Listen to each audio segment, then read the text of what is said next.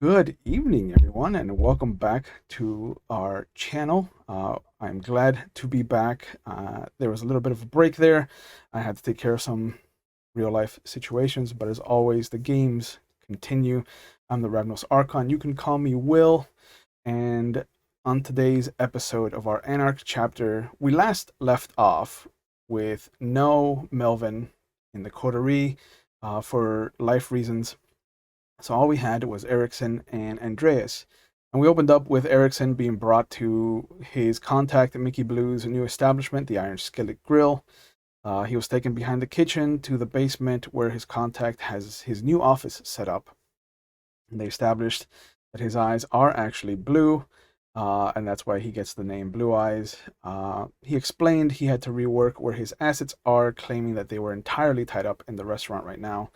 And it was also revealed that he is still working and getting the word out about Elizabeth Guernsey. He was given a phone number that was given to him, and there was no name attached to it. Explained the person that gave his agent the phone number wanted to make sure that they were part of the same lifestyle as Erickson. He also explained that he is still trying to narrow down who attacked them and that there are fingers pointing at a branch of the government of the alphabet litany called the SAD, which is a branch of the FBI, supposedly, which stands for the Special Affairs Division. We revealed that Erickson was trying to reopen the last call, offered up some space for extra business on Mickey's side of things, and he also let him know that he could be found either at the Vagabond or the Albatross, as Erickson has been pretty friendly with both Marcus and Mr. Thompson at the Vagabond. Uh, One of the previous owners of the Orpheus Theater had information pertaining to some of the stuff that Erickson was looking into, and was given a paper with the name Wesley Ian Garter. And it was made clear that if anyone else has answers about the establishment and being compromised, that they should go to they should get to Erickson. And if anyone but Mickey answers the phone, that the business has clearly been infiltrated. Um, so we got to see some of the uh, information that the ex-senator picked up on his own as he was dropped off back at the motel, where he saw that the Starfire was gone. There was a single police cruiser parked in front of the office, and he turned on his awe and charmed some information out of one of the officers before pulling himself away. And he met up with Melvin and Andreas at the last call, where they exchanged information with each other. They learned, or they validated rather, that Wesley Ian Gardner is the new Toreador Primogen, and for all intents and purposes, they learned that he is a scumbag. There's very little cleaning done to the bar, as what's his name? Oh my god, I can't believe I forgot the Nosferatu's name. I'll look that up on the list in a little bit. But he hasn't been really. He doesn't know how to handle the cleanup, as he's much more destructive. We established that it is Sunday, November 4th, 1984, when Erickson calls up the phone number, exchanges the information that he would like to buy for $3,500, and set up Marcus at the Albatross for the meeting place. He also talked to Samantha for a little bit and offered a grand to help out since she is currently without an income. And then they took off for the night. And next evening, excuse me, we had Erickson go out, feed before all of them met up with some of the free souls for protection. They left Melvin out a couple of blocks away, within sight of the Albatross, at a payphone, just in case he sees something. He can call in and warn them about anything. They saw that Marcus was dabbling with some thin blood alchemy in front of them, preparing himself for what could or could not walk through his door. And just like that, they realize that the person they were there to meet is actually Grant Reynolds, the Baron of West Salem. He sat down to chat with them, introduced them to his ghoul, Teresa. They shook hands and they could feel their beast shrink in his presence. They noticed that Marcus was shocked that the Anarch Baron was in his bar and immediately set about calling the second he left to make sure that the sheriff, at least, was made aware that he is on this side of the Willamette River. They saw a young man in a hoodie with Willamette colors kind of rush out the second that Grant Reynolds came in. They danced around the topic of Manny Garza being the one that killed Elizabeth Guernsey. And Grant Reynolds revealed that he has an office off of Viola by the Church of Christ and the Latter-day Saints. He also revealed that since Los Angeles has become a barony, that some of the other coastal cities are starting to fall. Excuse me, and that he wants to be on this side of things. When asked about Abigail Banner, he offered them a little tidbit of advice, which is to stay the fuck away from her because she frightens him. And the reason she frightens him is because he's heard through reliable sources that she is a Bali. And after he left, Andreas took a little bit of time to instruct Erickson on what a Bali is to Kindred Society. They examined some of their bullets just in case they might have to run into her. And they saw that there are symbols ranging from the Greek alphabet to hieroglyphics. No rhyme or reason to all of them. And Marcus came over and let them know that the sheriff and some of the whips were already on their way to see if they could intercept Grant Reynolds. But we left off with them going outside to find Melvin and find out why he didn't call them to warn them about Grant Reynolds. And we're going to pick up, I think, with Melvin. Hello, boys. Good to see you. Hello. Look at these hello to faces. y'all. It's so refreshing to see you guys in 60 frames per second. Yeah, look at you upgrading. Yeah, look at at that. look at this. Look at us getting almost professional. But we're gonna pick up with Melvin. As you were on the phone, you were dropped off. You know that you're supposed to be meeting somebody at the Albatross. And you hear a familiar voice. The beast inside of you kind of shrinks slightly as the familiar kind of soft twang hits your ear, and you hear Mr. Wright. Oh, this racist piece of shit. I turn around. It's Grant Reynolds. Oh, it's him. Okay, it's not the racist piece of shit. No, okay, it's the other guy that's on the kill list. It's a lesser racist piece of shit, but still. Yeah, but at least this racist piece of shit likes me. And you got a point. Think you got a point. Yeah, remember he didn't kill me last time. That means he likes me. I'm like, oh, Mr. Reynolds. Hang up the phone. Yeah, Mr. Wright. I am pleased as punch to see that the fates have smiled on me. I was gonna make it a concern of mine to seek out one of these harpies that your prince has floating around. I think one of them is named Tulip. Ah, yeah, Tulip. She's a friend of mine. Yeah. Yeah. I was gonna have her deliver a message to you, but now that you're here, we can cut the middleman out. You've been well, Mr. Wright. I kind of like shrug a little bit. I'm like, up to this point, I have been. I hope the message is something to the difference of that.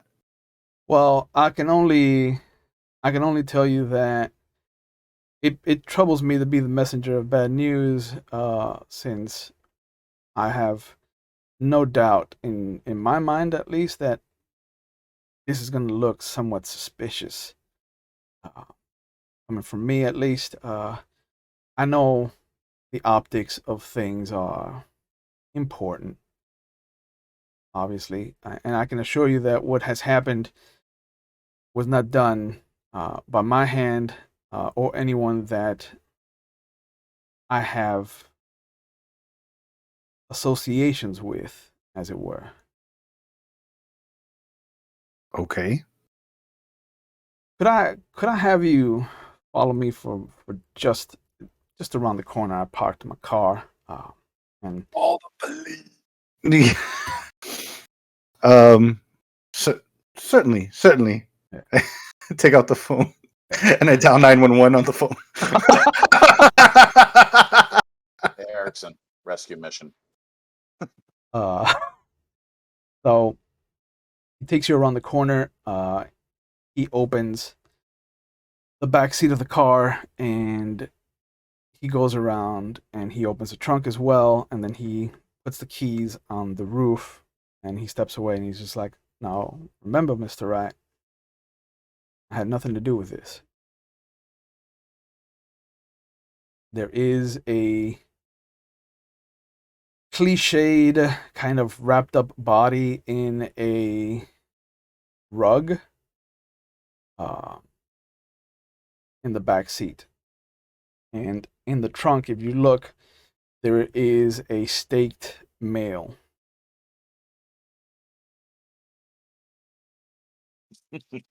um, I will look. Is he covered in something? No, no, the face of surprise is still frozen on his face. Uh, there is the kind of, it looks like he's had his limbs forcibly rearranged so that he could be fit into this trunk. Mother. Who's the face, Will? In the trunk? Yeah. You've never seen him before.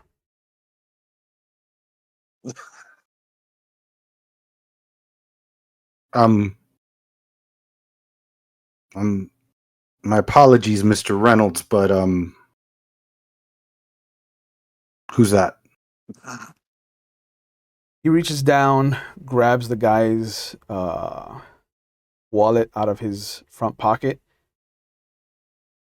Says here his name's Oliver Phillips.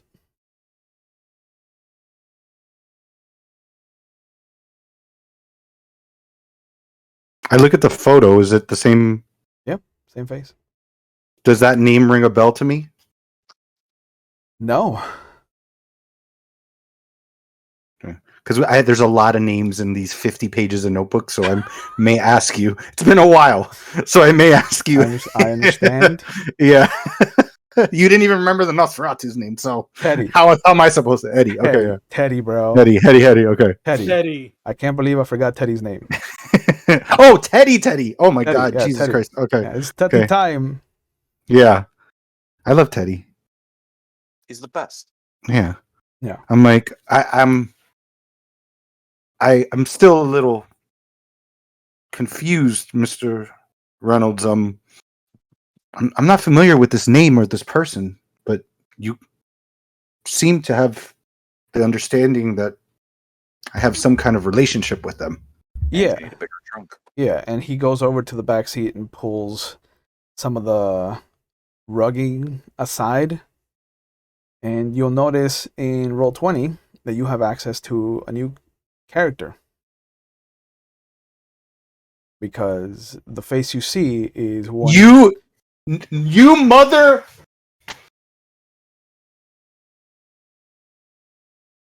In the back seat? In the back seat? Back seat. Wrapped up like the one in the front? Wrapped up. But this one, you can see that she is still breathing. But she is pale. I literally smashed the window with potence. Like I just punch the window. Sure.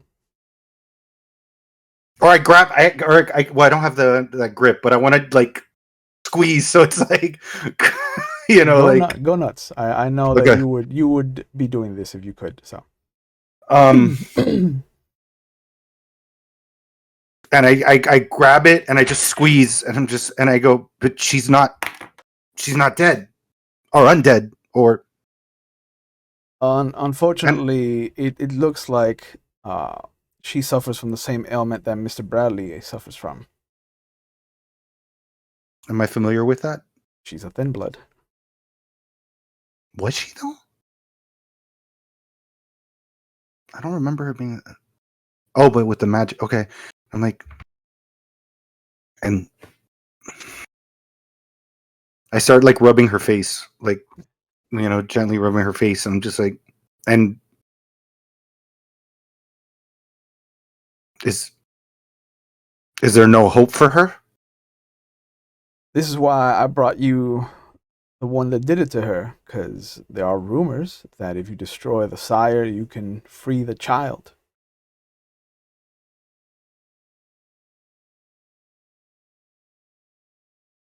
I'm very confused right now because I thought her sire was. It's not Oliver. I'm very confused right now, Will. Out of character, I'm very confused. Well, this is your daughter. This was never a vampire. Oh, I read it wrong. I read Connie. Fuck me. Yeah, This is worse. Yeah. Oh my god. Yeah, this is Oh. Colleen. Okay. All right. So here's what I do. I see. So that it's way different. So when he says that, yeah, I walk to the back of the car. I unstake him and then I rip his head off. As soon as he wakes up, I rip his head off. Okay.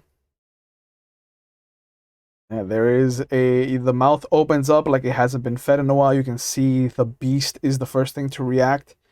And by instinct alone and by the drive of what fatherhood means, your hands reach out first, and almost cartoonishly there is a popping sound when you close your fists around his neck, and the top of the head comes off. The body begins to age. Looks like he's only been a vampire for maybe, given the rate of decomposition, the fact that it is not decompositioning, that it's just kind of older looking. He looks to be about maybe in his 70s. Oh, older than me. So yeah, so he must have been a vampire for about 40 or 50 years.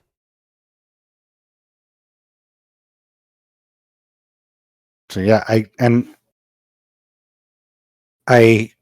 just throw it back and I'm like, and I look back, I just turn around.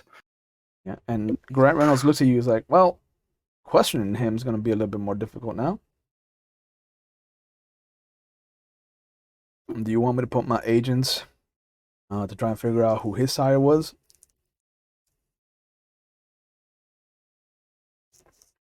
Yes. You got it. I'm going to give you some time to do what you need to do, Mr. Rat. I have to go in and meet somebody at the Albatross. Oh. So wait. It's you we're meeting? Who's we? Well, the group I'm running with now. Well, we'll see. If they're with you, then I promise not to act on my baser instincts as a courtesy to you, Mr. Rat. You've been more than generous, Mr. Reynolds, and truth be told, I did want to speak to you at some point regarding some matters, but right now my priorities have shifted a bit. I understand. I'm still on the warpath, make up for what this city's done to Elizabeth. So I think we both have our demons to fight. Seems like we both have a common goal. And as I say that, I don't even look. I look at him, And I walk over to Connie, and I'm like, Colleen. or Colleen, sorry. Yeah. I keep saying Connie because I thought it was Connie. Yeah. I walk over to Colleen and I look at him like, I'm assuming the car is yours.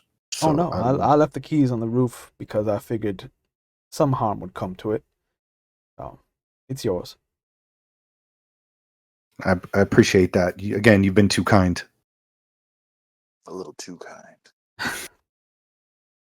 Kindness is a resource that I don't think our kind uses enough, Mr. Rat. Sometimes too much kindness has a negative effect as well, though. Oh, I've come to learn that. I believe the tower calls that boons, Mr. Right. I don't. I call it bullshit. Yeah, I don't traffic in that. Favors are favors. You gave me one, I did you one back. Now the slate is clean, and we're back on who owes who. Well, if you get me that information that I need, I'll owe you. I got people. I'll put the word out. I know you do. And as Have a good ending. As he walks towards the corner, you see him meet up with a woman. They discuss something. You see them pointing at you. And then she kind of nods, writes something down in a notebook, and he continues down the street towards the actual Albatross, where he's going to have his conversation with Erickson and Andreas. The woman, you see her slowly kind of angled towards the phone, so you imagine that she's going to make a phone call. But you are left alone with Colleen, and you see her start to come to.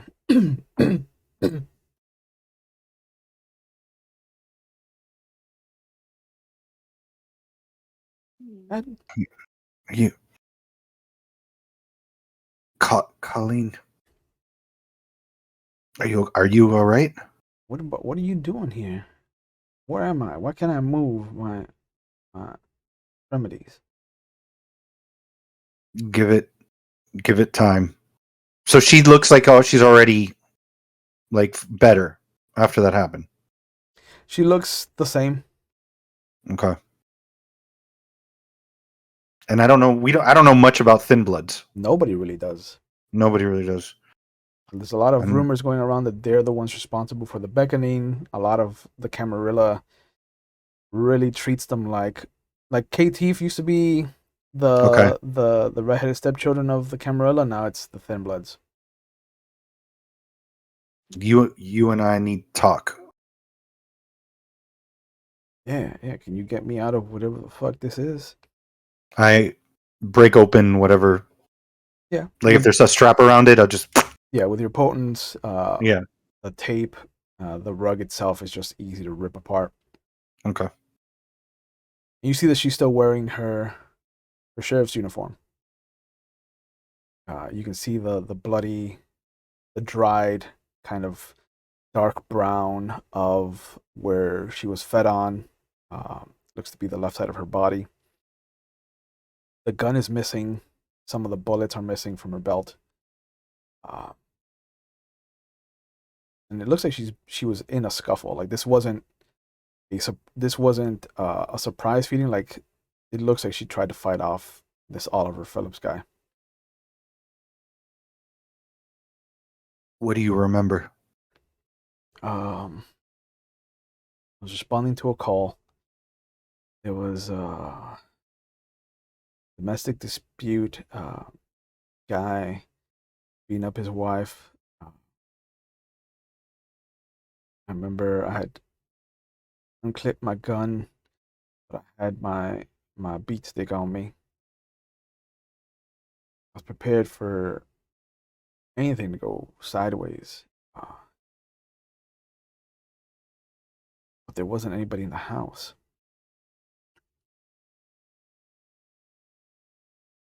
I thought the worst case scenario is that this guy must have taken his wife somewhere else, continue beating on her. So I immediately started to look around the house. And that's when something came out of the closet. Someone violent pushed me hard against the wall.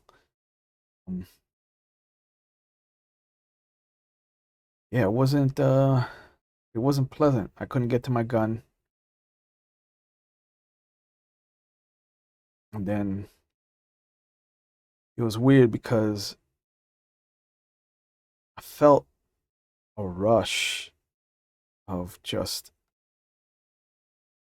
this euphoria, I guess is the best word for it. I start to cringe.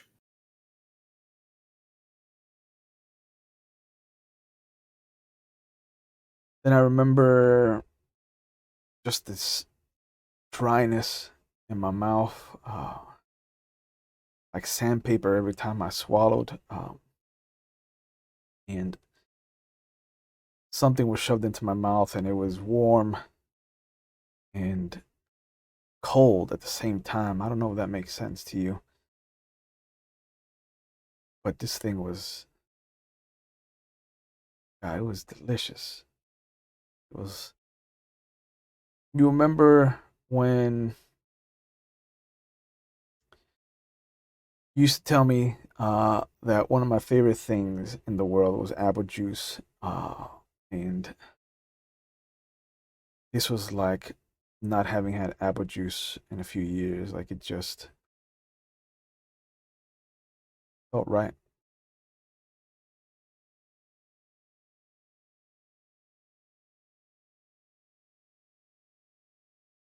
And I remember just being satiated, just feeling full but not full, like I could go for more. Um, and and then everything went dark. I start like I crouch down if she's sitting in the back, and I just look at her in the face, and I kind of like start brushing her hair, and I'm just like, you know that thing that I am. Well, Nuts. you're something like that too now. No, I have to get back to Zach and Leanne and Norman. Like I no, I have a family, Mm, Daddy. Colleen, you can't go back to them. All that's gonna do is put them in danger. I have a job. I have a husband. I have responsibilities. I'm not cut out for this. I didn't think I was either. Lost your mom because of it, and it takes everything out of you. But you can't go back. I mean, I I gotta go back. I'm not like you though. I'm not ugly, am I? Like I'm not hideous.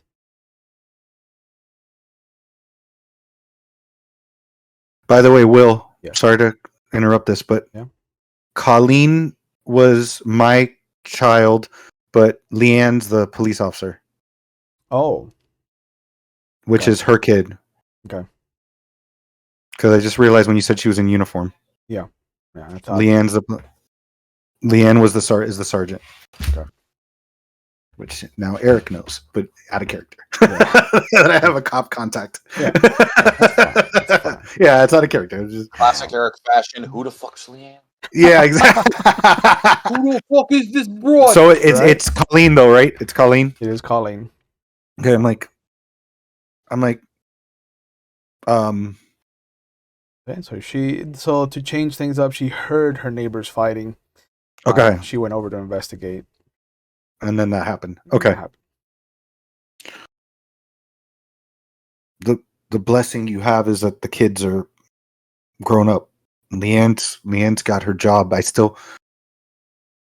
So she doesn't know. Wait, so I have to go back because she doesn't know I'm a vampire. She doesn't know. Leanne's the one that knows I'm a vampire. So this changes the whole conversation we just fucking had. Correct. Goddamn. Okay. All right. So I go. I brush her hair. I'm like, you got older. I remember you this tall.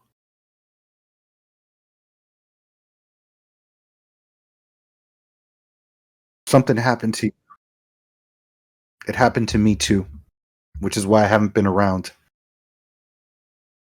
I still talk to Leanne. She knows about that I'm still around. Don't be mad at her.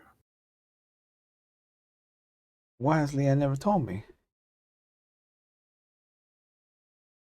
To keep you safe too, but I guess that's all bullshit now, like everything else in my life. Do you remember all those? Remember those stories and fables and stuff about creatures? You know, werewolves and ghosts and vampires and all that. Yeah, sure. Grimm's fairy tales. Yeah, well, Grimm was on the right track. I mean, what do you mean he was on the right track?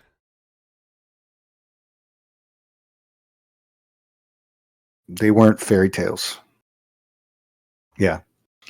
And I look at her and I slowly show my fangs.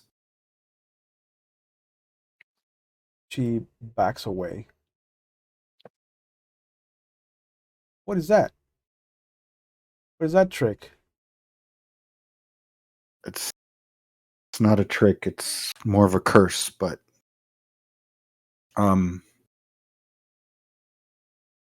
vampires are real. And they're a lot more complicated than those fairy tales.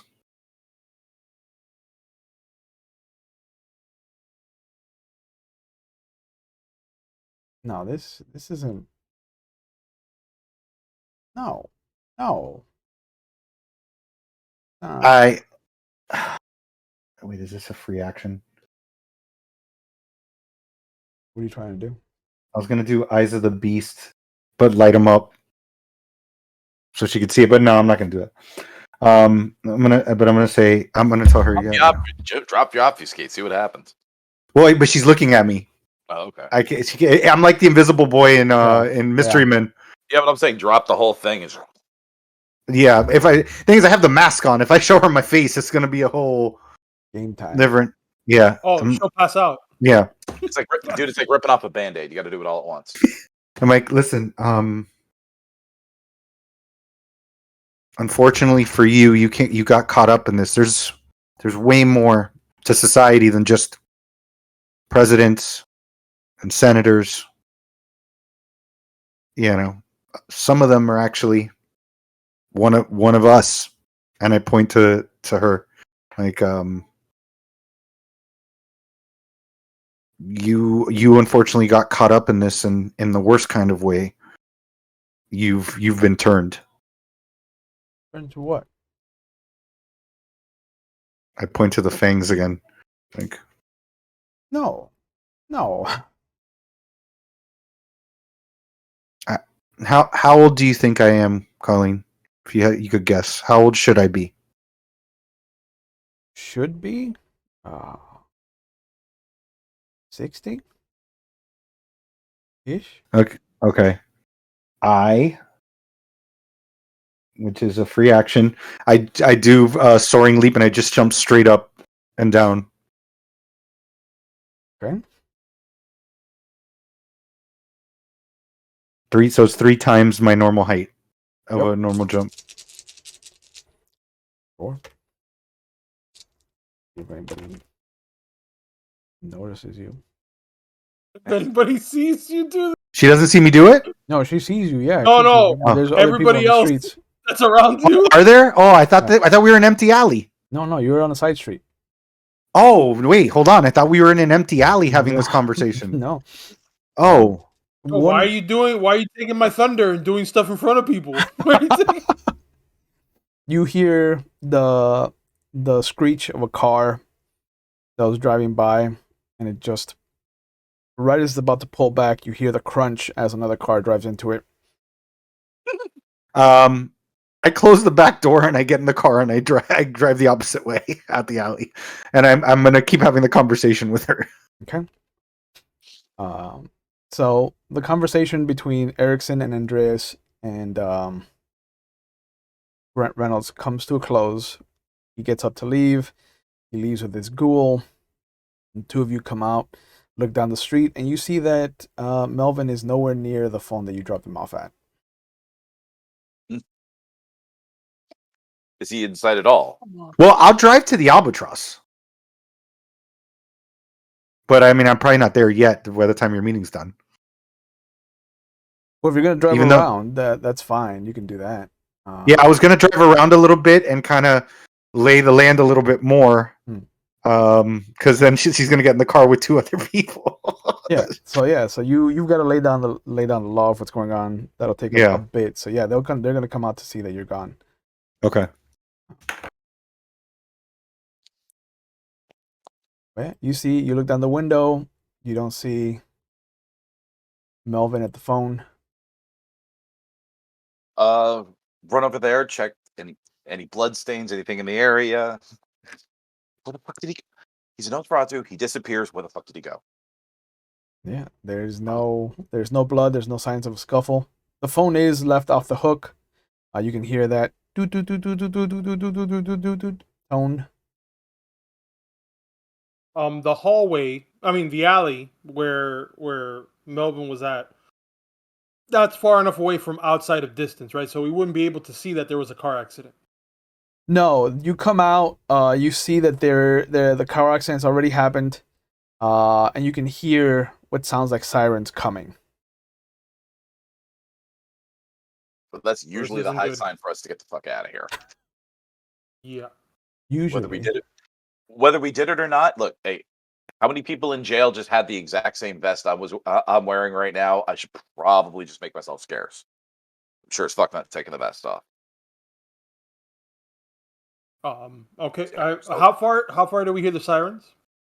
They're maybe 5-6 blocks away at this point. All right, And we parked across the street. We're not that far. Yeah. No, I'm just like now there's urgency. We got to get in the car on delay. We'll figure this out shortly. Yeah. Melvin, just go, and I run towards. I get to the passenger seat. Well, actually, I'm driving because it's the car. So, yeah. So I get it. I put it in drive. Yep. And well, where are we heading then?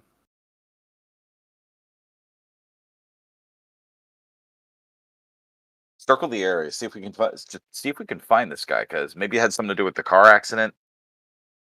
I mean, we drive towards where the accident was at, which is further away from the Albatross. yeah. Act like your traffic going the opposite way, and just we'll start making turns and circling around, see if we can figure out where the fuck he is around here. Yeah. Okay. So we'll taking looks down side streets, looking for maybe any sewer hole covers that are still moved a little bit out of the way. I'm looking for any sign of them. All right. First roll of the night. It's going to be wits and awareness for both of you. Cool. Do we get any bonuses because we're actively looking for shit right now? No, I just make your difficulty, your target number lower. Then you said wits awareness, right? Yeah, wits awareness. All you really need is one success, and you both will notice something interesting. Yeah. I have 1, 2, 3, 4. I have 2 10s, an 8, a 6, and a 7, and 1 4. Shit hunger, Okay. so that's good. So even while driving and keeping your eyes on the road, I got you a for 10 sure. and a 9. Okay. Yeah, you both see that Melvin is driving a car with a banged up rear driver's side door. but he's got a woman in the car with him, Um, and he and drives. He drives I don't right by recognize her, you. right? Yeah. It's like that. It's like that scene from Umbrella Academy season 2, where it's just like you both look at each other as you drive by. Well, if he didn't look like he for noticed that, us, Erickson, turn around. yeah. And in true Bruja fashion, I don't. There's no Yeah. hitting the brake. I want parking. I want Literally, parking brake and Tokyo drift the car to do a 2 U-turn and go right back and go right behind them. And as soon as once we're behind Melvin, just flashing the lights once real quick, so just he knows it's us. That's not some other car that suddenly randomly spun around and started chasing him. Yeah, because you know how you guys do with cars that suddenly turn around and start to chase you. Yeah.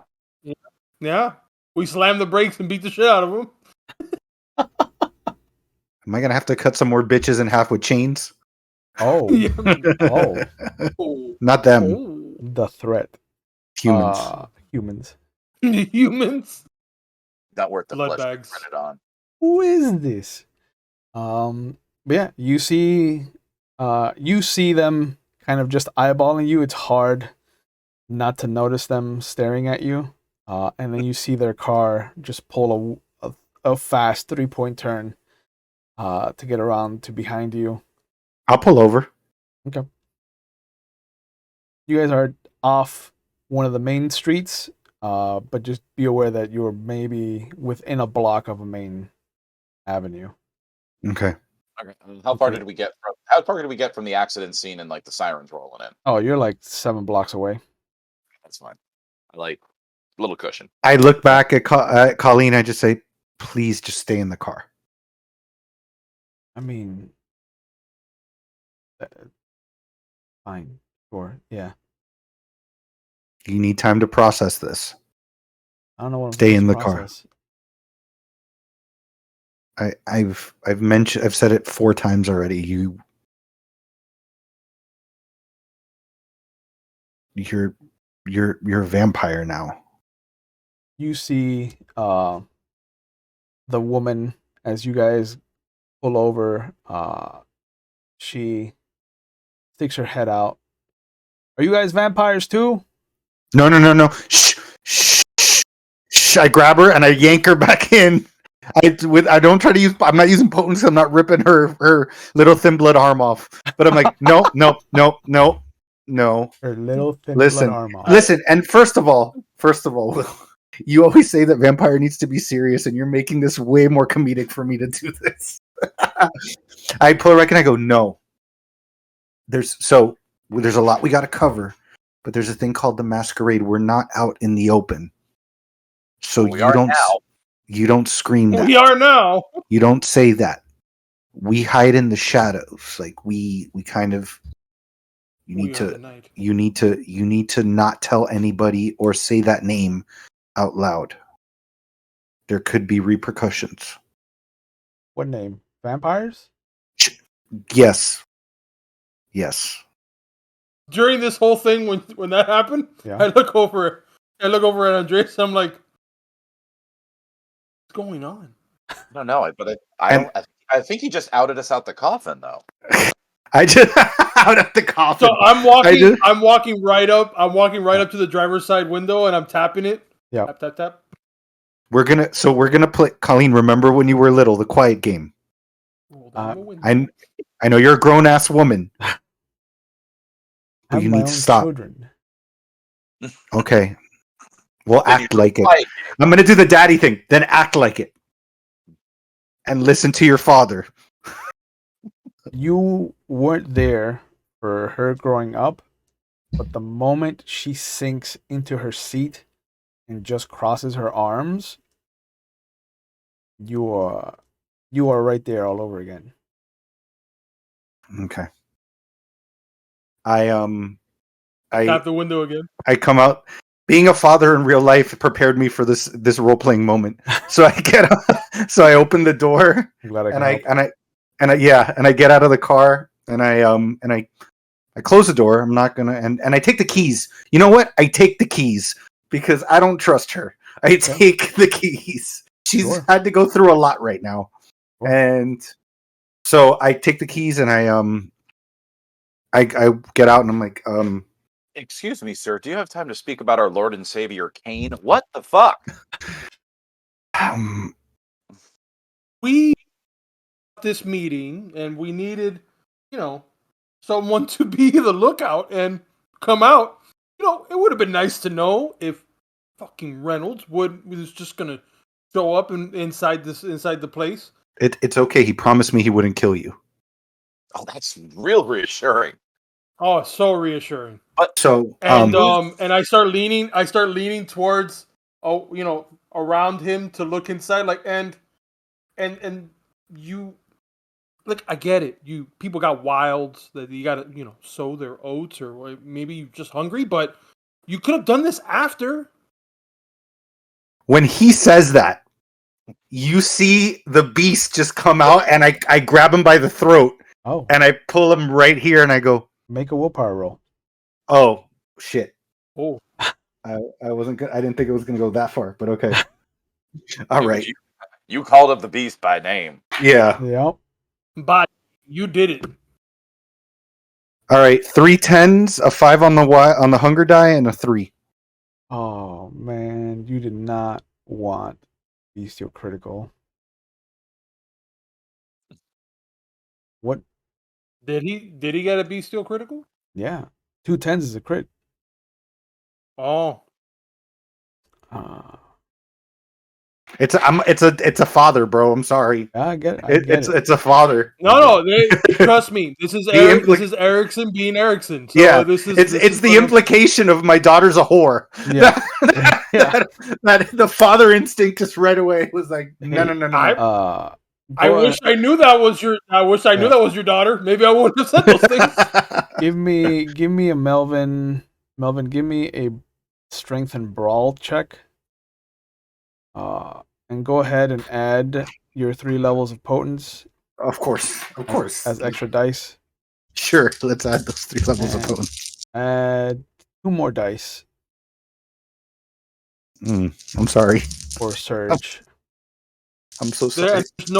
There's no counter roll to this. I'm just gonna take it all. Yeah. It's superficial damage though, so you'll be fine. Just a bruised trachea. Okay.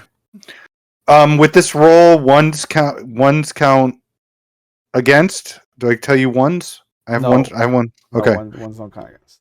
Okay, so I got 5 successes. Okay. Yeah, ones only count if you have no successes. Okay. Okay.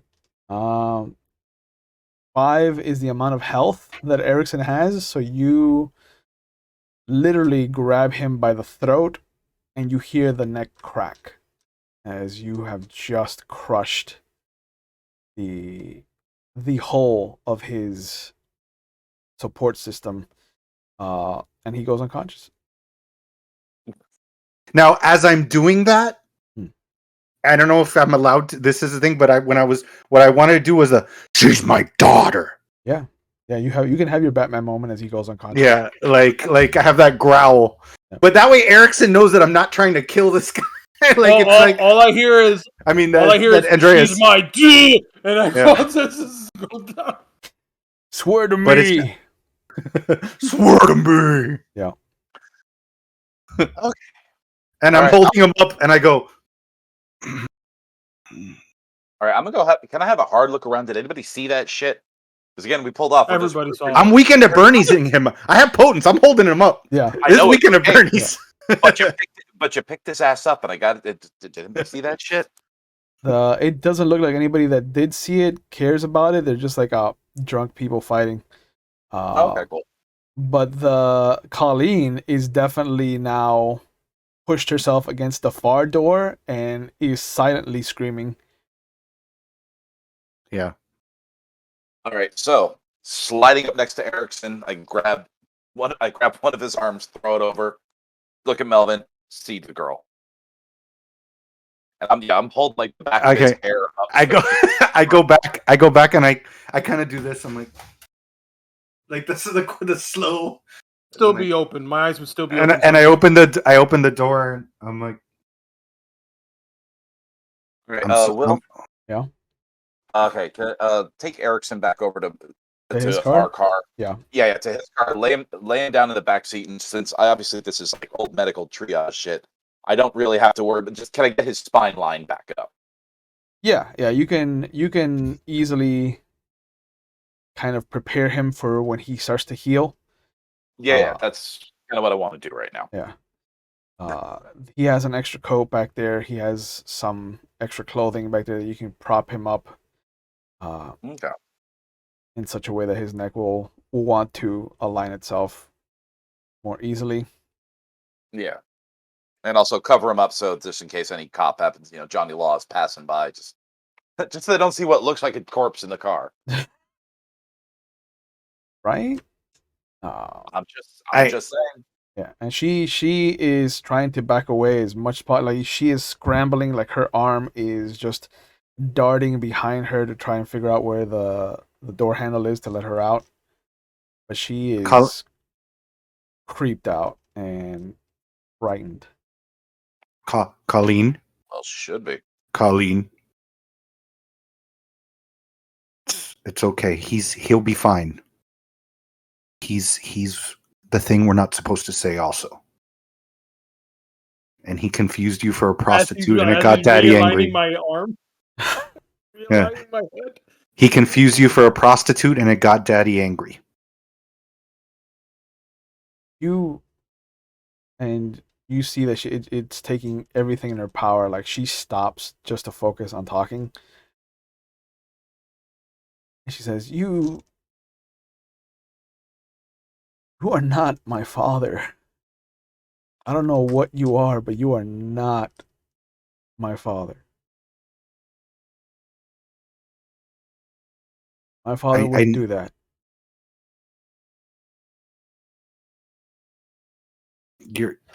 I'm still your father deep down. But there's things that in time you're going to learn that are going on that require me to not be him from time to time. But if you don't believe me, we can call your daughter. She'll tell you the good that I've done and what I'm trying to do. The important thing now is to keep you safe. There's a lot we can explain. We just got to take you to a place. Those two, believe it or not, are friends of mine. That's why I'm not over there checking on him. That's Erickson. Remember when I told you senators and people like that? Well, you may recognize him when he wakes up. The other one's Andreas, and I know bikers tend to get a bad rep, but he's not a bad guy. I trust them. If I was really this evil thing that you think I am, why do you think I'm trying to help you? I'm trying to take care of you. I haven't done anything to you. I want to try to help you get through this, but you're in a very dangerous place right now, especially because of the prick that made you what you are. So, can you just give me tonight for us to tell you everything? And I promise I will let you make the decision tomorrow morning or tomorrow evening, because you're not going to be able to go in the morning. That's another thing we're learning. That's real. Just please just give me until tomorrow evening. Nod. Erickson, you can make a rouse check if you would like to try to heal one of your health levels.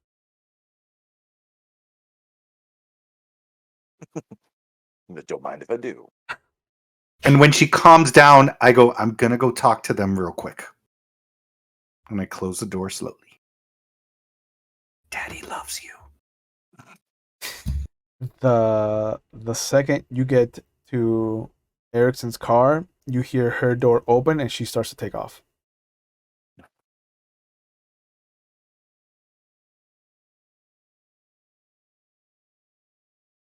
I run after her. Yeah. Yep. Show that clarity shit next. She's gonna love that one. Yeah. But yeah. What'd you get on your rouse check, Erickson? Oh, I was for me. I thought. Okay, Yeah. You can rouse once to try to heal if you want. I got 7. Okay, so you do On the rouse heal. check. You do heal 1. You start to come to.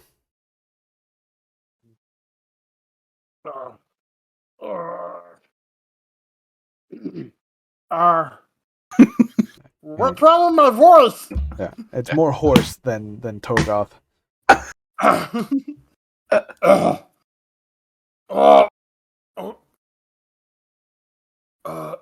Why am I in the car? You had a slip and fall. Right on the throat. I peer out and I think about it and I go, yeah, slip and fall. Yeah, named Melvin. Yeah, well, apparently that was his daughter, and he didn't take too kindly to the implication. Yeah. How did I know that was his daughter? You didn't. Now you do. Of course I wouldn't have called her a whore. Well, just how far is he getting down the street at this point, Will? Let's find out. Melvin, Okay. give me a stamina and athletics check. Right. Not that great. Not that great. And I will roll for Colleen. I got a 9 on the hunger die and a 10 on a regular die. And then a 2 and a 4.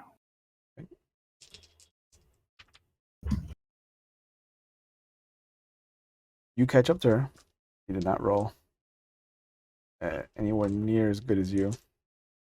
I kind of grab her and pick her up. I'll bear hug her, actually. Oh, I'm just saying, dude. Texas Chainsaw Massacre, dude. Just Yeah. grabbing the girl back to the house. Yeah. This is not going to calm her down, but I know, and this is going to look terrible to everybody around. yeah. Once again, it's just like As she starts screaming. No, but she is kicking her feet, trying to flail her arms.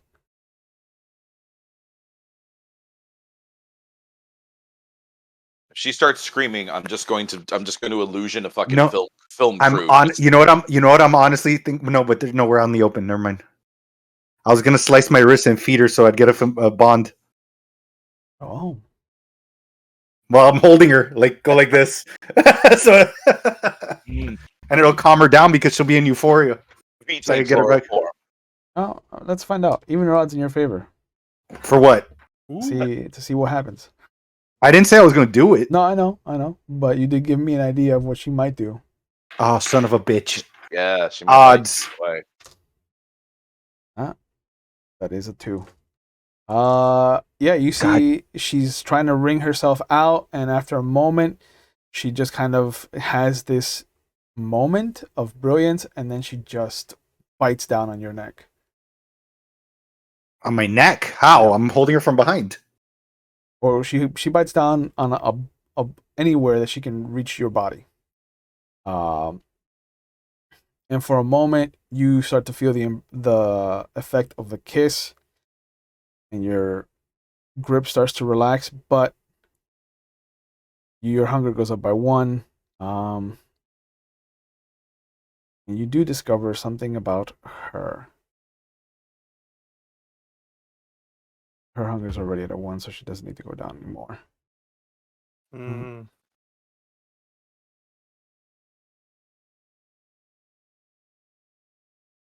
should have sent Betty D to tackle her.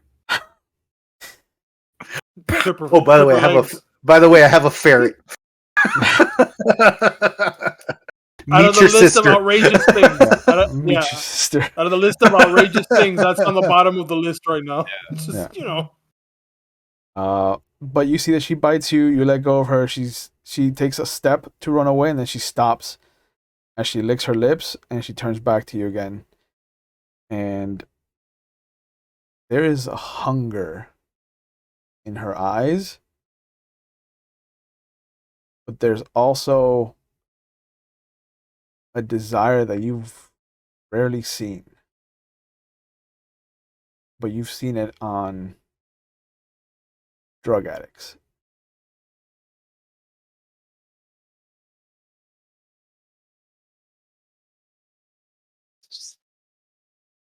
God. And she takes a step towards you. And she's licking her lips. During all this, we're able to see what's going on, or we can see it from the distance of where we're at, right? Yeah. How healed up are you? Do I have to like turn his head so he can see it? No. Okay, so he's getting motor control back. Yeah, it's slow, but yes, he has control. How far did we get? Down to the end of the block. Okay. I'm gonna start walking back, almost like leading her, and using that to my advantage. Wave the wound. Ooh. Yeah. Oh, Ooh. what's this? What's this? So you're not turning your back on her. No. Yeah, probably. Good No. idea. Good idea. I'm a cop, bro. I wasn't a cop. I dealt with drug dealers and crazy drug addicts and crazy opium people and all this shit. I'm like, I'm not turning my back on you, motherfucker. No. No. Okay. She's gonna It's try okay to. if you do. I got like 3 shots left in the revolver, so. Yeah, she's gonna try to take a lunge to get another bite. How do you want to handle that? I'm gonna do the like if she jumps at me, I'm gonna just shove her back, like push her, like try to sidestep and push her more towards the car. Okay. So do a strength and athletics for me.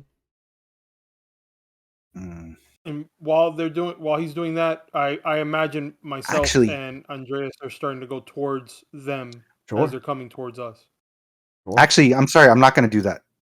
When she leaps, I'm gonna activate my soaring leap and I'm gonna jump backwards. Oh, okay. You said there's nobody around, right? It is a side street. Okay. But since you're using it horizontally and not vertically, there is a big difference. Right, because horizontal. Yeah, it's easier to hide a horizontal right. leap. Right. So yeah, you duck out of her range right as you can feel her mouth just snapping closed where your arm was. And she kind of looks up at you. You're about the same. Now all three of you are kind of at the same distance from her.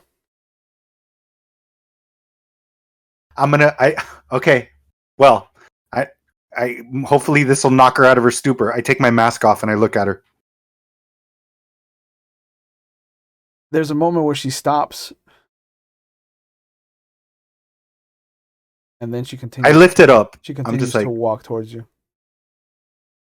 Put it back down. All right. I tried. How much movement? Because I'm already.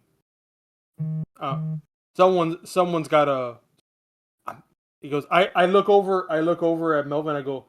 I promise I'm not going to kill her. And with as much strength as I have on me right now, the whole idea is to grapple her, but to have it more of either. What I'm trying to do is, if she's coming towards us and she's bringing out her arm, if she's trying to lunge, the idea is to grab the arm up and wrap, like almost like I'm doing a choke. Well, pretty much, just so that it will prevent her from trying to bite me. Okay. Let's have you go ahead and make a strength and brawl check. And let me know if I have. I don't know how much. Am I using the full dice? Yeah. All right, can I move to assist, or do I have to do a separate action thing myself? No, you can move in with him to assist him. Try and corral her. Well, I mean, corral her. Actually, if I get my hands on her, I do have the specialization for grappling, that sort of shit. So okay, yeah. If you want to go in and try to grapple her, you got to be your own strength. And brawl that's check. the same thing. I also have a specialty for grappling I'm adding you get 7 dice total. One more dice, yeah. Okay. So strength brawl, you said? Yep. All right, 1 on the hunger, 2 8s, 7, a 6, and a 4. Okay. Do I have any hunger right now? 4. No. So 4 successes. 4 successes.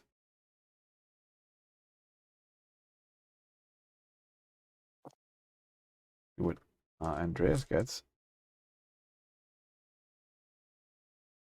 Ugh. I failed. Oh, Twos, threes, and a 5. okay. So you see that he sees Andreas sees what you're doing and tries to help out by moving in the opposite direction to try and corral her. And as both of you leap forward, he ends up getting clipped by a car that ends up just hitting the car that Grant Reynolds had given you. Okay. And as Erickson is about to grab her, you see that she leaps, trying to get away from you, and she clears a bigger distance than she should have cleared. And she kind of looks at herself and at the distance between the two of you, like she didn't mean for that to happen, and she's trying to figure it out. Yeah, because she bit on her daddy, and now all of a sudden she's able to leap tall buildings in a single bound. How far is she? How far away is she from us? Now she's an extra 3 meters away, so she is from Erickson. From Erickson, she's about 15 feet away. Colleen, come here. Look.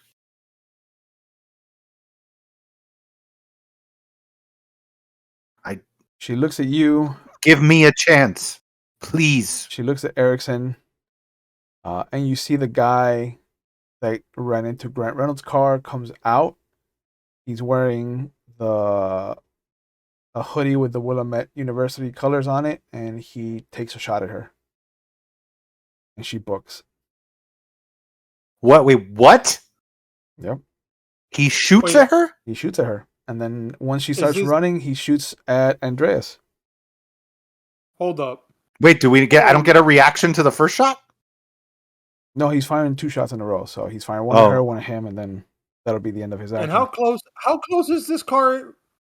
Yeah. Did I get knocked off? Did I get knocked on the floor, or just like no? You just got clipped onto the back of Grant Reynolds' car, and he just kind of crashed into it, Okay. thinking that it was your car. All right. Well, I'm going to rush him at my first available opportunity. Yeah. Oh shit. I'm mad about my first grapple roll. I have to restore my honor. I know. That's. I think it's a small gun, so it only adds 1. It is superficial damage, though. Get out of here, Colleen. I don't need you anymore. So you take. Yeah, you do. You take 5 points of superficial damage. Okay. You have fortitude? No. Also, you're knocked out. Oh, okay. Oh, he is? Yeah, he Shit. only has 5 health. Oh, fuck. So the one. Let me know when it's. I knew you were going to do this, Will. I knew you were going to let her loose on the city, and now it's another shit that I got to deal with. Fuck. Hey, do you have celerity? Can you catch her? No, but you know what I was about to do before this guy that's about to die and make me lose more humanity is going to do? I was going to stake her and throw her in the trunk. Oh. And cry the entire time I was driving. I was going to be like, Father, I mean, look, right I dead stare. I when all this is happening, this is all happening in seconds. So we see Andres is down. We see that Colleen is leaving. I am obviously, like, I can see that out of both of us, in my opinion, although I would love a fight and to kill somebody right now, I can probably catch her faster than Melvin can. So I look at him and I go, I look over at him and I tell him, I'll meet you at the Albatross, and literally book it towards where Colleen's going. Do you want to try to heal one more? I'll be down to do that. Okay, make another rouse check. There goes my humanity, because this guy's 7. getting 7. murdered. All right, so you heal another point. And you're going to use fleet, I imagine? Yep. Okay. So you'll catch her before anything else. But yeah, you see the guy crashes into the car. He steps out. He brandishes a revolver. He takes 1 shot at Colleen. It hits the brick wall of the building beside her, and she takes off. he takes a second shot at Andreas, and you see just this crater as chunks of flesh and blood go flying from where he got shot in the middle of his chest. And then he takes another shot at Melvin, but you just hear the click. And you recognize that as a gun out of ammo. So where is he? He's on the other side at the driver's side of the car? Yeah, And I'm on the passenger side? So you're Cool. on the passenger side on the sidewalk, so you'd have to clear a car and a half to get to him. No, I don't. Because I'm going to kick the shit out of the car with potence and pin him against the wall. From the passenger side, I'm going to kick the shit out of it. That's one way to do it. That is Modern one way to problems do it. require modern solutions. I like that. Overcome, I'm gonna adapt, and whatever the third one is. Dodge, dip, dodge, duck, and dodge. And dodge. Dodge is always the last one, first and last. You can dodge a wrench, right. you can dodge a hunter. So what would that be strength and what, brawl? To kick that? Yeah, I'll let you do strength and brawl. Okay. Do you want to rouse to add your prowess to that? You know what? Yeah, let's do it. Okay. That'll give you 3 more dice. 7. All right. So you get to rouse with no hunger increase. Clearly, the concern of your daughter is helping keep your beast at bay. So, okay, let's see how this goes. That's 2, 4, 6, 8, 10 dice. Ooh, boy. I like to see those numbers. That's another success. That's another success. That's another success. That's another success. So that's going to be 1 success on a hunger die, a 5 on the other hunger die, and then 3 9s, a 6, a 10, and an 8. So you intend with all of your might to just pin this guy against the wall, against the far side of the street. I'm fine if the car runs him over, but in that side direction too. Oh, yeah, no. The amount of strength successes that you got, given that it's potent, given that he shot your daughter, given the situation of her becoming embraced and everything that's happened tonight, you, almost like a shotgun, the second that you bring your knee up, that's the cocking. And then the moment you shoot your leg forward and hit the car, that's the explosive kind of cone of energy that is coming out. And the car spins in place so that the front of it went from hitting the back of Grant Reynolds' car to now being hitting the front of Erickson's car. And this guy just got obliterated. Anything below where the bottom of his car is to the top of his hood has turned into pink mist. And the top of his body is now resting on the trunk of his car. Drag me through the mess so I can heal. Yeah, I pick you up. I go and grab Andreas, and I'm just like, here you go, bud. I mean, you can rouse to heal. It is, yes, please. It is and superficial. And I'm gonna see if he's got anything on the upper part of his torso, like any kind of identification. 10 on my rouse. Okay, so you get to heal 1 health level without raising your beast, your hunger. Any wallet that he might have had, you have knocked into a different city. Okay.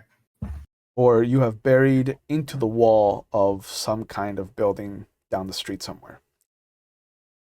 That's how much impact this moment had against him. It was a very emotional moment for Melvin. Yeah, I believe it. Andreas gets shot. She shoots at my daughter. She's a drug addict. It's like a lot. But yeah, you see him coughing up blood as Andreas starts to come to. And the moment he starts to spew would be the equivalent of racial slurs for vampires, Andreas just bites into him. And he goes quiet. Yeah. While he's finishing feeding, I'm gonna look inside the car to see if there's anything in the front seat, any kind of files or any kind of anything as to why he came straight here. There's a Bible in the passenger seat and the little feet well. Okay. Looks like it got knocked down. There's a couple of religious pamphlets, and there's what looks to be a box of hollow point 38 caliber. Okay, I'll grab that box. I'm like, Andreas will probably use these. And is the pamphlet? Is it for that church? No, it's not even for a church. It's just for a way of life. No.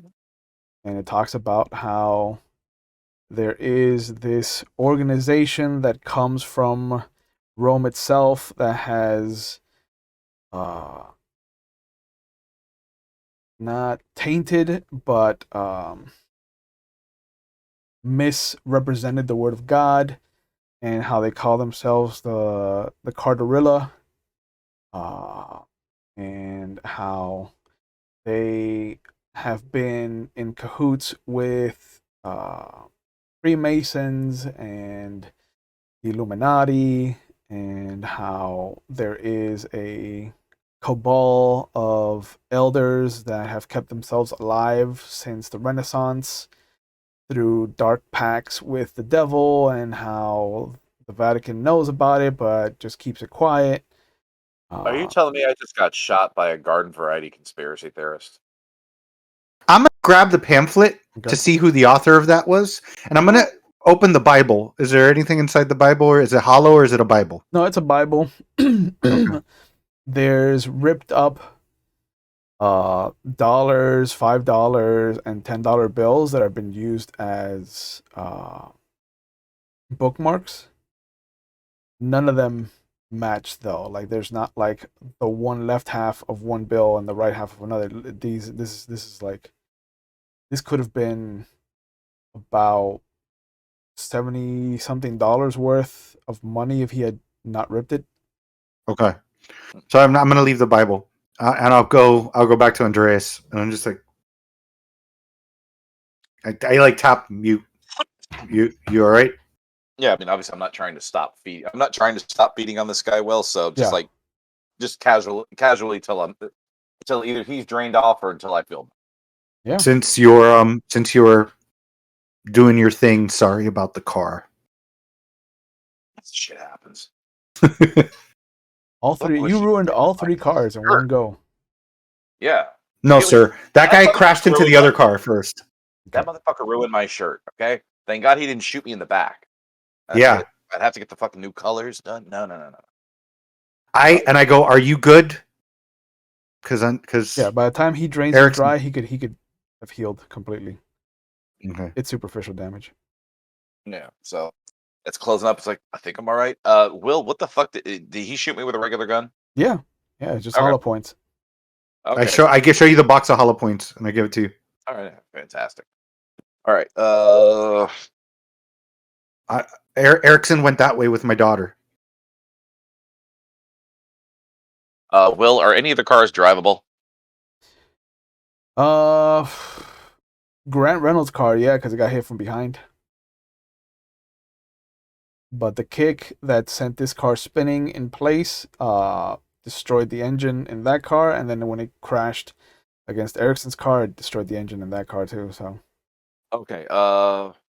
Any guns or any of the kind of shit I have in Erickson's car? Let me just do as quick a grab as I can and throw it into Reynolds' car. Sure. I popped the trunk open. I don't know what's left of the other vampire. Oh, the body's still there. Yeah, the body's still there. The stake is still there. The head is still there. It just looks like he has a geriatric old man in the trunk that was headless. Yeah, I have a lot to talk to you about. We have much bigger problems if we get pulled over than this, so we'll be fine. We just drop all the illegal guns on top of the body. Yeah. That'll cover it. Yeah, this duffel bag of money can go on top of this face. Yeah. I I think jump in the car. it's safe to assume if we get pulled over, we're killing that cop, unfortunately. So let's try and avoid getting pulled over. Okay. And let's go find Erickson and just on the merry chase. All right. So you go back to the Albatross. Mhm. Marcus has let you come in from the back into uh, the basement office that he has. Mhm. Sam, well, this is for Erickson. Sam looks at you as you come in with her, and he's just like, she looks at you. This is not what I expected to happen once you left. So I need a new bingo card. Well, I'm glad I can still surprise you, Sam, but I'm gonna need the room in the back if it's still available. Yeah, yeah. I mean, Marcus is dealing with Harvey upstairs with Green. Uh, Wait, Sheriff Green's here? yeah, Dude, you remember they were calling they were calling the sheriff from like the moment Grant Reynolds rolled into the bar to talk to us. Son of a bitch. Yeah, that's why we went into the back. yeah. Yeah. Yeah. Should I ask questions about Uh, who this is? Should I not ask questions about who this is? Sam, I'll fill you in on the details of this. Right now, too many things have happened. Um, yeah, this right here is one of them, and I'm pointing towards my neck that is slowly still trying to recuperate right now. Yeah, you can make another roll if you'd like. I'll try. Okay. That's a 1. All right. So the you heal, but the beast kind of bubbles up to the surface. There's a moment where it shows you that same kind of look that she had when she fed off of Melvin, uh, and then the beast starts to twist it so it looks like you standing over your wife, and just that look of like, you did this, you shouldn't have, but you also know you're gonna do this again, and you're probably gonna enjoy it again. And as it shows you bending down, your wife kind of coughing up the last bit of life in her, and you going back to the same wound to keep drinking from her, it pulls you back into the scene.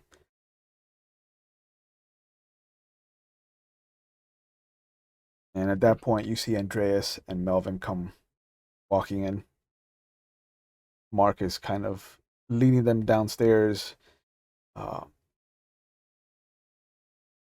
right, so you all stay the fuck down here. I need to deal with Green. Sam, make sure they don't do anything stupid, please. And she kind of nods, points to Erickson, and she's just like, I mean, I'll try.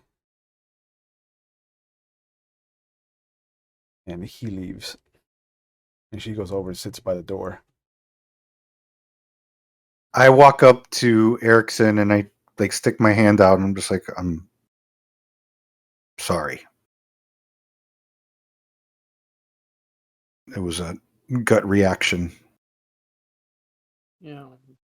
If I had a daughter, I would be reacting the same way. So, and I go ahead and I shake his hand. I go, next time, kind of let us know the situation before I stick the proverbial foot in my mouth, please.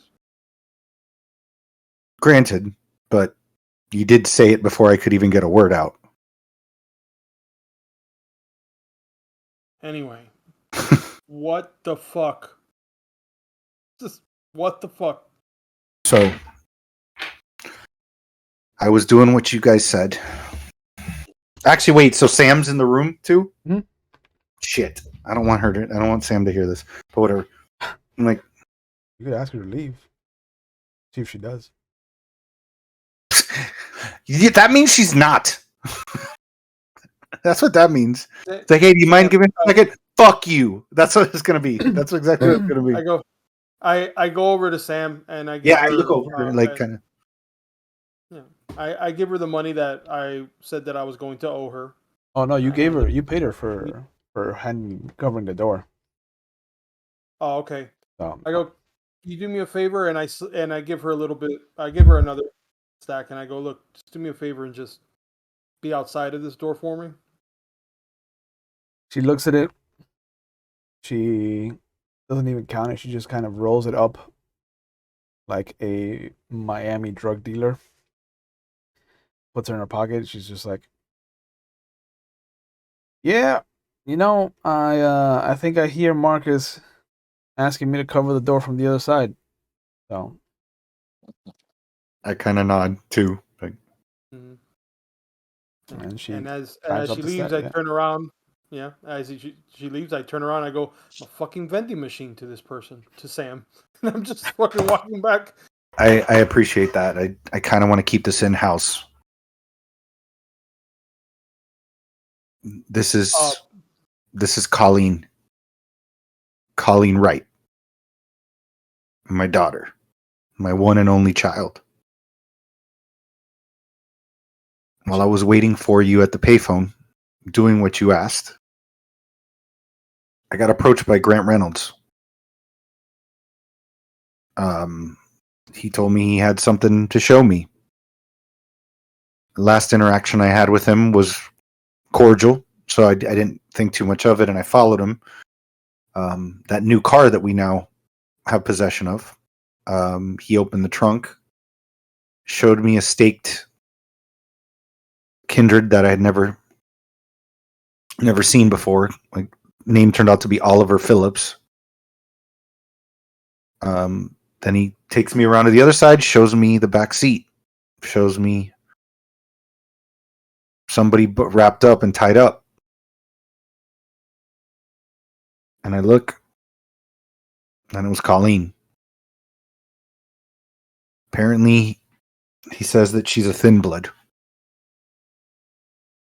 and that guy turned that kindred turned her.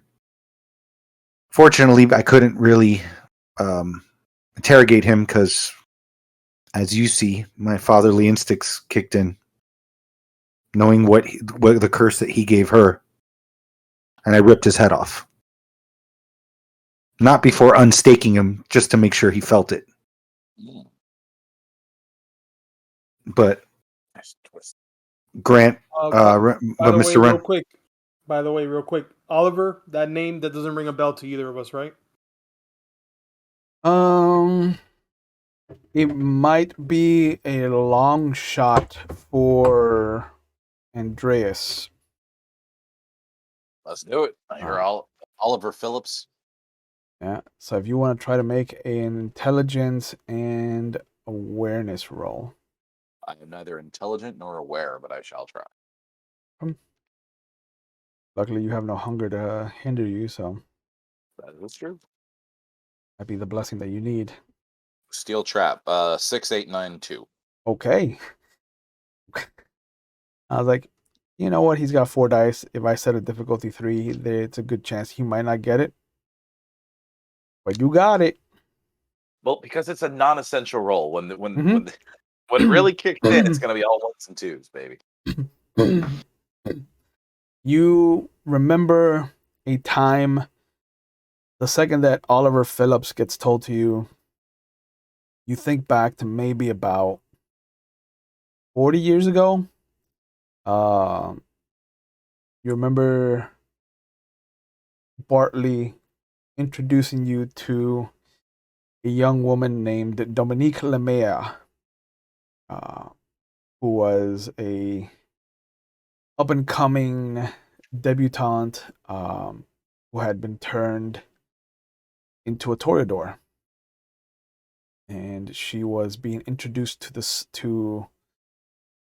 the city of Paris, to the prince at the time. And Is this just after World War II then? this is just after World War II.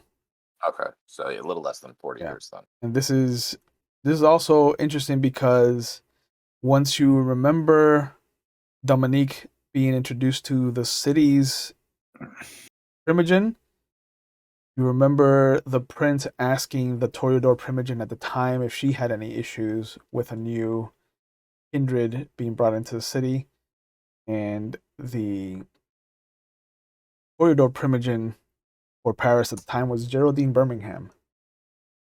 Mm-hmm.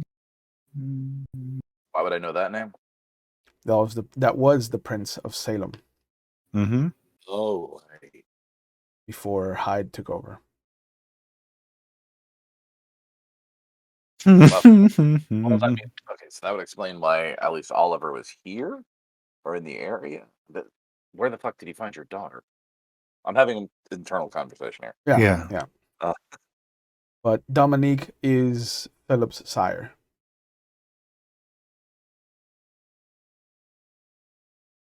Dominique was Philip's sire. Yeah. Okay. So I tell you guys that Grant Reynolds is he's gonna be using his contacts to try to find out who his sire is. Sort of move up the chain, figure out what's going on. Because in the spirit of Glasnost, I tell him what I'm pretty sure, what at least what I think I know. Mhm. That I think I may have met this guy before, and his sire, he's a Toreador, and his sire was.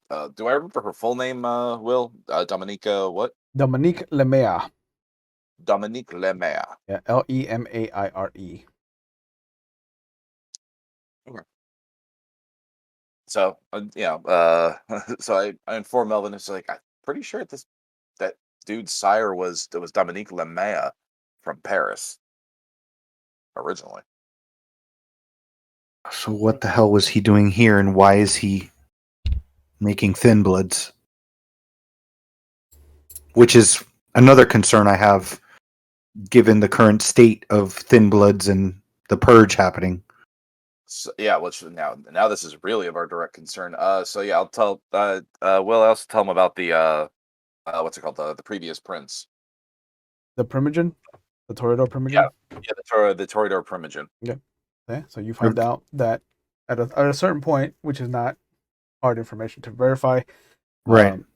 Geraldine Birmingham was the Toreador primogen for Paris. Okay. This also I don't know if this has, I mean, in and out of character. I have no idea if this has anything to do with bloodlines or anything for thin blood, but that does give us an answer about is Melvin's daughter's like possible like discipline pool. At least what her tendencies might be. I don't know how the thin blood work now. Yep, they're wonky. They're interesting. So aside from that, and that, well, first I want to tell you that information that's going to help out a lot. Because now I have a name on who I have to kill next. Sounds like fun to me. Apparently getting hit by a car jogs my memory. Again, sorry about that. No, that wasn't you. That was the hunter we killed. Yeah, but your car, I destroyed your car. She, you see her kind of step forward from the corner that she's been hiding in, and she just kind of looks over. There's an awful lot of nonchalance. You're talking about murdering people. There's some very unfortunate realities with being who and what we are, and part of that involves a lot of violence.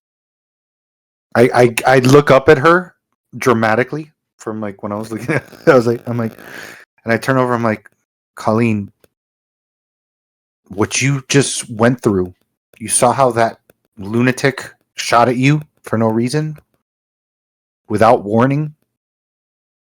That's what I was trying to prevent from you, stop from you. That's one of the many dangers that we're facing. You didn't choose this. But unfortunately, you're stuck with it. I didn't choose it. Don't you think I wanted to be a part of your entire life? But some scumbag had other plans for me in an alley, and I was saved by somebody. I've been doing good. I've been following what I thought was the right path. And all that's led to is death, destruction, and racist pieces of garbage taking over what's supposed to be the governing body of the city. So yes, we are kind of nonchalant about death because you know what? That governing body, all they want to do is purge the thin bloods. And I point to her and I go, you included in that. I don't want that to happen. Just because we're in a city that everything's going normal doesn't mean that there's not a war going on. In a war, unfortunately, there's casualties. And I've lost so many compatriots and people, and I've seen their sacrifice, and I've seen what they've done in hopes of the cause, and in some cases, they at the risk of their own lives, and it led to nothing because the other people still died, and it still led to the mess that we're in right now. These two, we never were on the same page before. I never had any problems with them. We never really met, but we were on what they would like to say is two different sides of the battle. I'm with them now because I've seen what the right side is. And if I have to kill everybody in this city to keep you safe, to keep everybody safe, if Zachary, Leanne, Norman, I'll do it. But what I need you to do, and I know that this is a crazy situation that you're in, but you need to listen to the three of us. And I asked you again, give me a day, and give me until tomorrow evening, so that we can tell you all about this, teach you, and if you decide you want to go, I'm not going to keep you prisoner. You're my daughter. You're not a prisoner. But until I feel that you've got all the information, I'm not going to let it happen. But that's why there's some nonchalantness going on. Admit, I was in World War II. I saw hundreds and thousands of people die before I even became a vampire. So it's gotten a little raw over the years. You're gonna learn really quickly now that you're on the other side of the coin now how gruesome this city actually is, and how unforgiving it can be, especially to certain groups of people like yourself. But you're gonna have to learn to spot.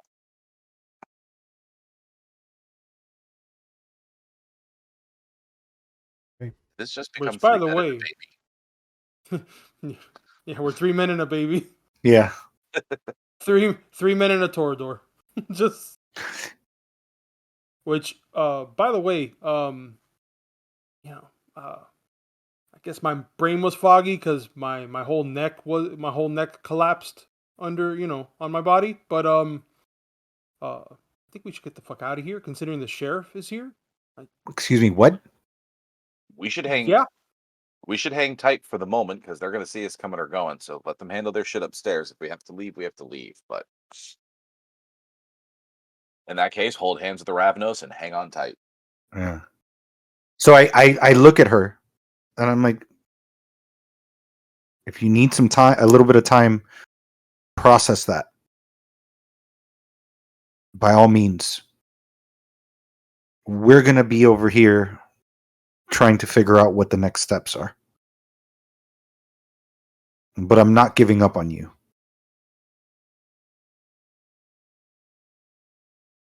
And I just turn around. I kind of just walk away to give her space. Yeah, she just stands there for a moment before finding a place on the couch and sitting down.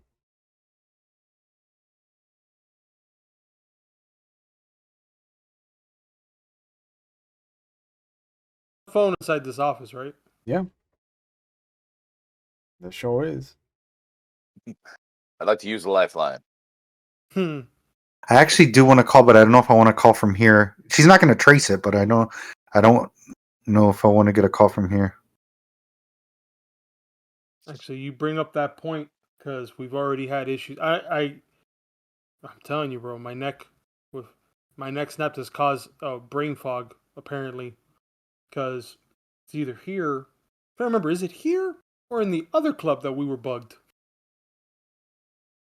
That was in the last. I think we were bugged in the last call. Will, what are the odds that I'm trying to think here. What are the odds that Leanne and I have like a code word in case shit hits the fan and we need to meet up? I mean, that would make sense for the two of you. Okay. So I'm gonna get the phone. Okay. And I'm gonna call. And well, wait, before I call, I look at you guys because you guys don't know this yet. So I'm gonna be like, I'm gonna be making a call to my daughter, to my granddaughter. Okay. She perks up at that. The reason I'm letting you guys know this, full disclosure, because my other coterie knew this. She knows about us. But she's not one of us. Okay. Is she going to ask if we're vampires at the top of her lungs too? Yeah. No. She yell at it from the car? I look over at Colleen and I look back and go, no, she's a little more subtle than her mother. Okay. Do what you got to do. Do what you got to do, my man. I call. And Colleen jumps over at you at the phone. She's just like, let me talk to her. Let me talk to her. Let me talk to her. Stop. You'll have your chance. Please.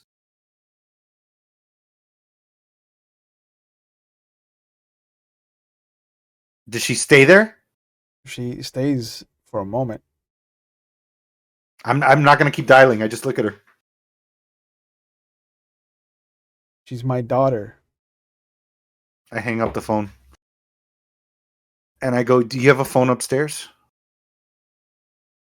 Oh, wait, no, he's upstairs. Never mind. Never mind. Bugged out like, I go, yes. And we need to tread lightly because it makes her a target also.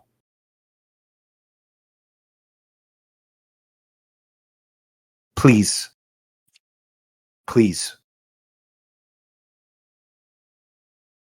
Colleen, sorry, go ahead. No, go ahead. Colleen, I go in. I go, I know you don't know me very well, but I do want to let you know that your father does trust us, and I trust him just as well, and I want to extend that trust to you. So, I promise myself that you'll be able to speak with your daughter. And I look over at Melvin. I go, just not now, but I promise you will. And if you don't, you can stake me.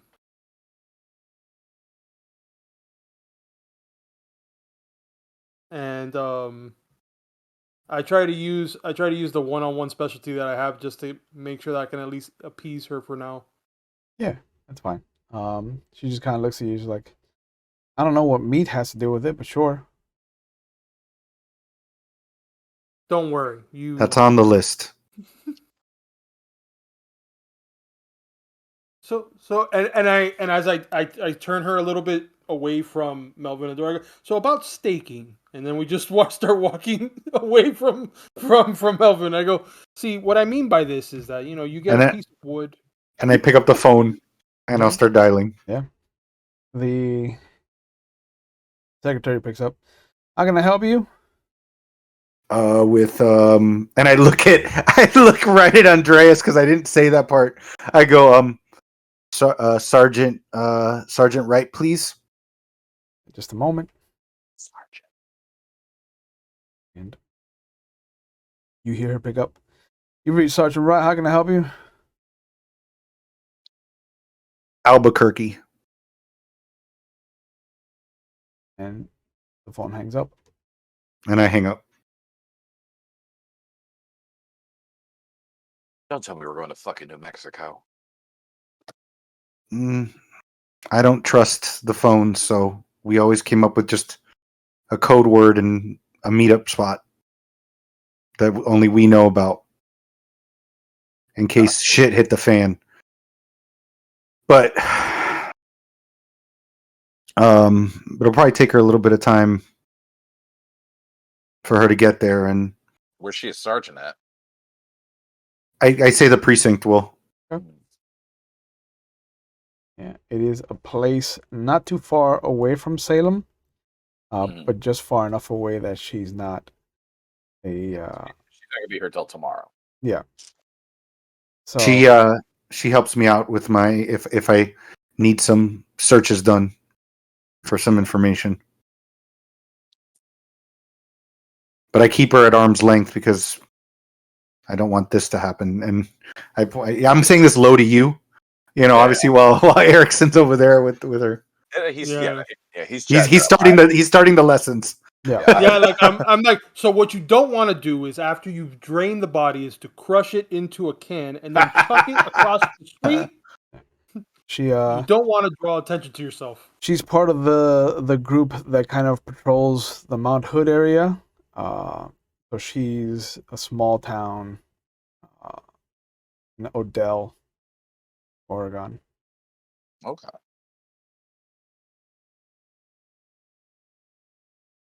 Oh boy. So, we're gonna. Well, I mean, once we slip out of this place, either before or after the sheriff leaves, we'll have to figure out where to bunker down for the night. And I guess tomorrow you're gonna have to show us where your meetup spot is.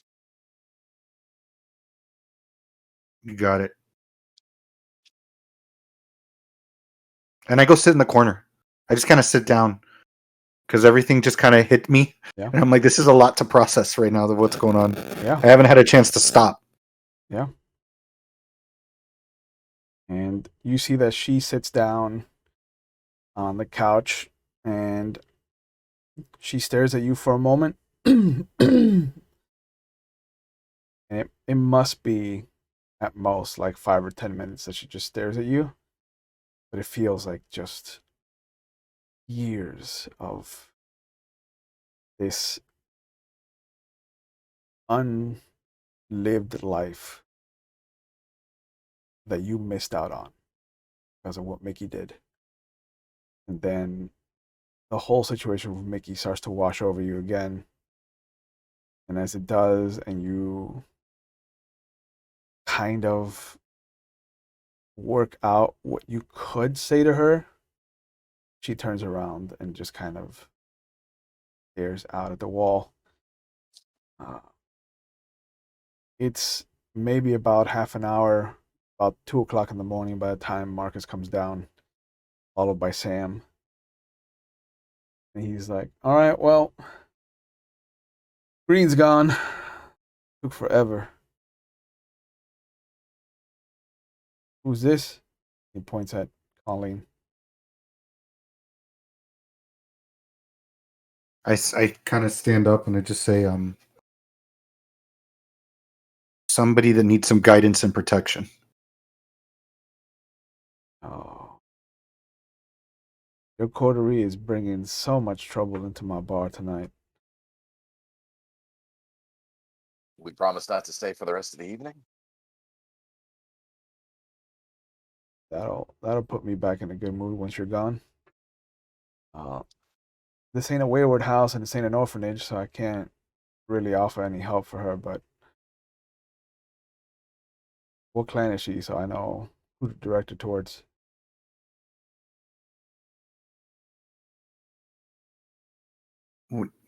I look over at Melvin first for kind of a permission on this one if he wants me to say if he wants me to spill it or not. I not. Yeah, I mean, what am I going to do if you say no? Like, Our best theory right now is Toreador. Oh,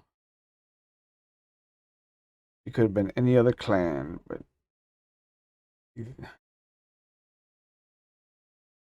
you know that's gonna put you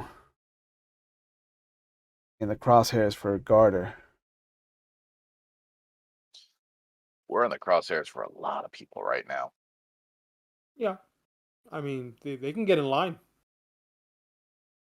I mean, would Garter's a Corridor Primogen. He's the one that has the word on whether or not she gets to stay in the city, if she gets to stay alive at all.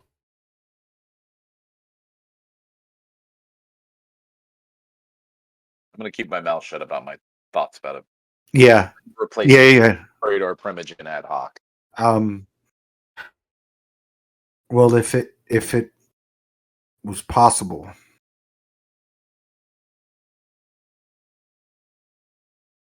that he could get that information in a little bit of a delayed schedule, it would be appreciated. Will, I'm gonna head to the phone and start calling up to see where some of the souls are to get rides out of here because we're shy. Erickson's car, Reynolds' car is damaged, so we're only gonna have it for so long. Yep. Doesn't take long for you to get in contact with one of the boys. And he's like, I have some steeds out your way in a couple minutes. Fantastic. Let me know where let Shepard know we're gonna be on the way soon. All right, we'll do. Alright, so we'll have rides out of here in a few minutes, gentlemen. Is that static? Yeah, I don't know. Trying to figure it out.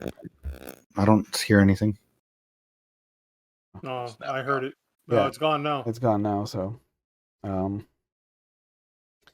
That's the bug. They heard you. We're Yeah. screwed. that's it.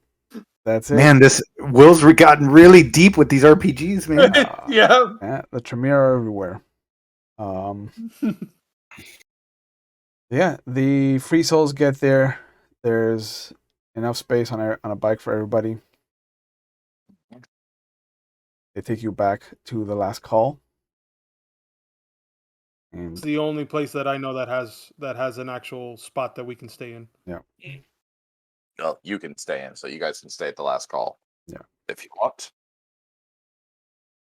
I make sure we put her in a room that we can like lock the door from the outside, and have maybe see if you could have a couple of the free souls like keep a watch.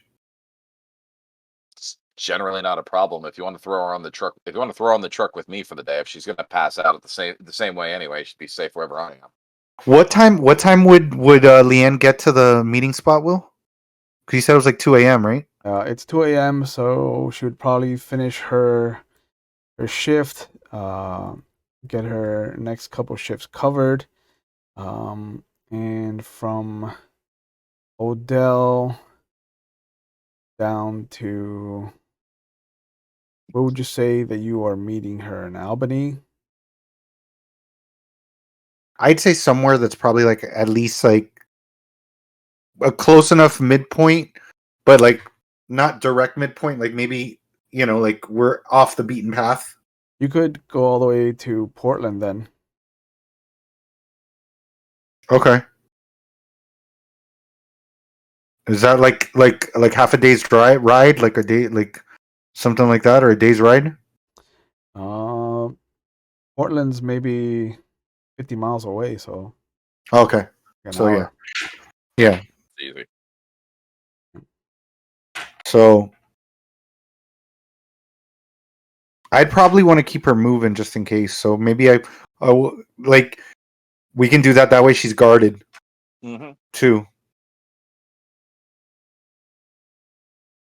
Maybe I'll crash there also. I'm not gonna leave her out of my sight, so I'll crash in the truck also.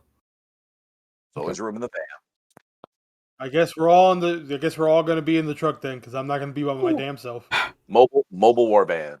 Okay. Well, you might as well use the day to have Shepard drive you into Portland because you know that'll be a place that you Mhm. haven't slept in. Yeah. So he can pretty much park wherever the fuck he likes. Yep. Fantastic.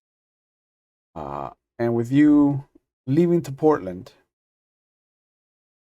I think this is a good spot to call it for tonight.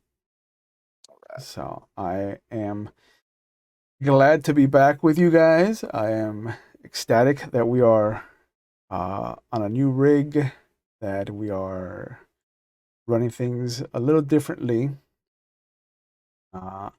And I think that I'm going to keep a new outro page with all of us. So in case any of you want to shout out anything, I'm going to let you have a bit of time there. But as always, please take care of yourselves, take care of each other. If you are a friend or a family member of somebody that's usually a shy or quiet personality, because we take mental health here on the channel very seriously, please check in on them. You never know how far a simple hello or how are you can definitely change the trajectory of somebody's life. So please do me that favor and just check in on your quiet friends, see how they're doing. Uh, Take care of yourselves. You know, if you haven't gotten your shots, your vaccines, please get vaccinated, get boosted. Monkeypox apparently is a thing. So if you become eligible for it, please get yourselves the vaccine. Keep yourself safe. Keep your family safe, your friends. Um, One of the things that I've taken from McStabber Studios, because I did spend almost an entire 2 months running with them there. While Putin is in the Ukraine, I'm going to jump on their bandwagon and say fuck Putin.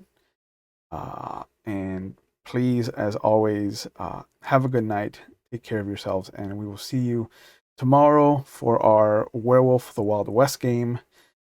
Friday, there will be no game whatsoever because we're still on break here on the channel as far as that game is concerned.